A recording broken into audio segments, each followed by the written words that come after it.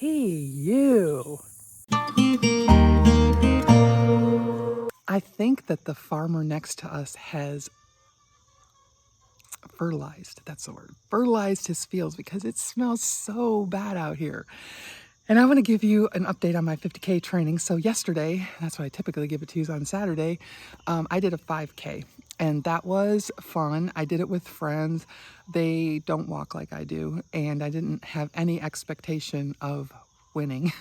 Even back in the day when I was a runner, like I can run far, but I'm not fast. And the 5K, the people who finish that, they're fast. So I thought it's okay because at least I can check my apps. I've been using Strava, I've been using MyRun, and I've also looked at my Pedometer app. And oh, look at Chuck. And they're all different. And so I want to know which one was correct because am I shorting myself? Like I can see getting to the end of what I think is the end of a 50K and finding out I have 8 more miles to do. That would be so mind-blowing and confidence wrecking, you know? So I kind of want to make sure I'm doing the right thing right now so that I can do that. So I set all the apps. When we passed the 2-mile mark, my friend said, you know, when your app said that we had gone 2 miles, we were just by the 2-mile sign, which I didn't even see. I'm like, okay, that's good. And when we got finished, the 3 apps were almost identical for time, for speed, for steps, right? So I'm thinking, how can I do my walk this morning, which was 2 miles and I just finished? How can I do that and still make sure I'm getting the 2 miles? So I go to ChatGPT and I bounce ideas off of ChatGPT all the time. I said, this is the information that I have. What can I do? And ChatGPT says, go by your steps. So that's what I did this morning. When I got done with my walk this morning and I looked at Strava, it said 2.19 miles. So I feel like, in the other app, my walk says 1.69. Now, I also asked what would be the difference? Why would one do one thing and one do another thing? And ChatGPT says that if you're doing like hills or there's tree coverage or like tight loops, that it can lose the GPS. So obviously Strava is better at not losing the GPS than Map My Walk. I do go down to the bottom of the driveway, which is not short. I mean, I feel like I can get a mile for every 3 laps of down the driveway, 2 loops around the flagpole and back up here. And I think that that's a third of a mile. So then ChatGPT also suggested to measure it. Well, my husband happens to have one of those measuring wheels for his work. So now that it's light outside, I'm going to measure it. But I'm super excited. In my training plan in March, the middle of March, it says that I should do like kind of a dress rehearsal at a marathon.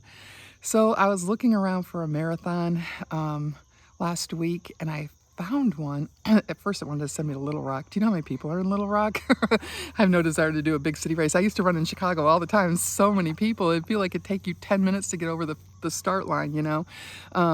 I want to have a fighting chance. So I found this one and it's small and it's close. It's less than 2 miles away, or 2 miles. It's not that close. It's less than 2 hours away and I'll be able to do it all in one day. And so I reached out to them because some races have a cutoff time that you have to meet this cutoff time or the race is going to end, or you have to reach this cutoff time before you can go on to continue the race, because if you don't meet this time, then you're too slow. And so I want to be sure that I can finish it. So I emailed the race people and I said, hey, what's your cutoff time? And she responded, we don't have a cutoff time. We'll be there when you finish and we're so proud of you. I was like, oh my gosh, that is like the nicest thing ever. All race directors take note. It was so very nice. So after I decided I'm going to do that race, I'm going to do that marathon, and I don't know why, but I got these incredible butterflies in my stomach, like for the rest of the day. It's like, oh my gosh, it's a marathon. Meanwhile, I've been sitting here, hey, I'm going to do a 50K in April.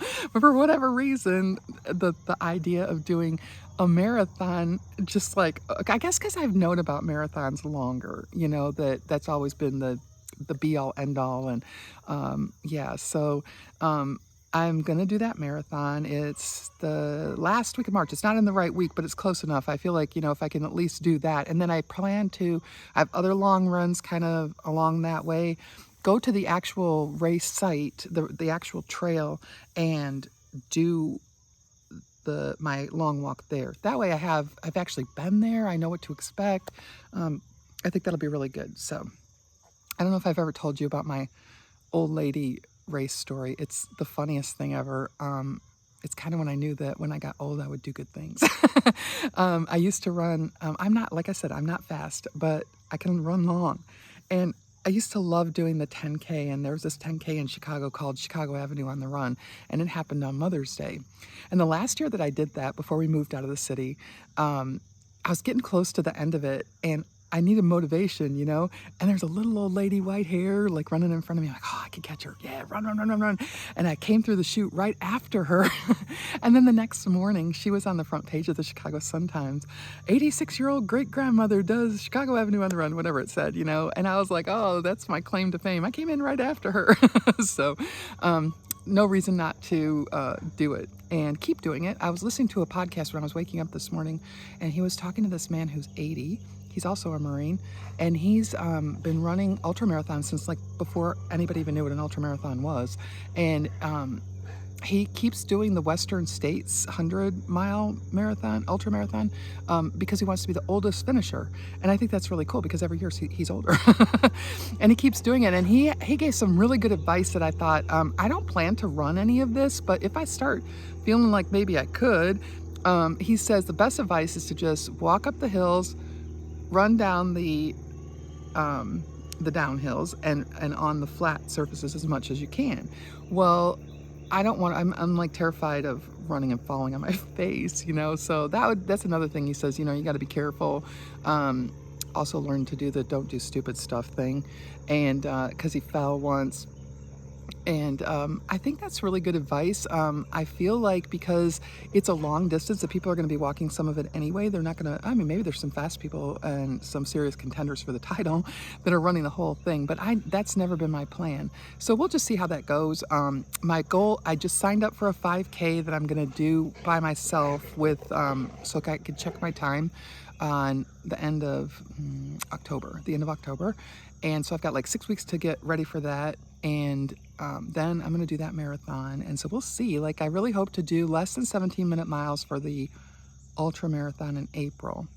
And it would be really cool. Like, they had a guy who did the marathon I'm going to do last year. The oldest guy was 68, and he was also the one that took the longest. And he did like 13-minute and 48-second miles. I feel like that's achievable. So that's what I'm going for. So that's my update for this week. I'm just super excited. I feel good. I've been stretching every dang day. I really hate that. I was encouraged to see my friends, my military service sister veterans, walking with me yesterday. Actually, I was walking with them because I didn't even know what was happening until Thursday. Because we need to, motion is lotion. We need to be doing these things, So my friend that I was walking with the most, she wants to do the marathon with me, and that gets me all kinds of excited. I'm not going to walk with her because I'm going to be doing it for time, but the fact that she wants to get out there and do that, it's good for her, and I'm excited. So anyway, if you would like to keep following my progress, feel free to subscribe. Talk to me in the comments. I'd love to talk to you. And that's it. See you next time.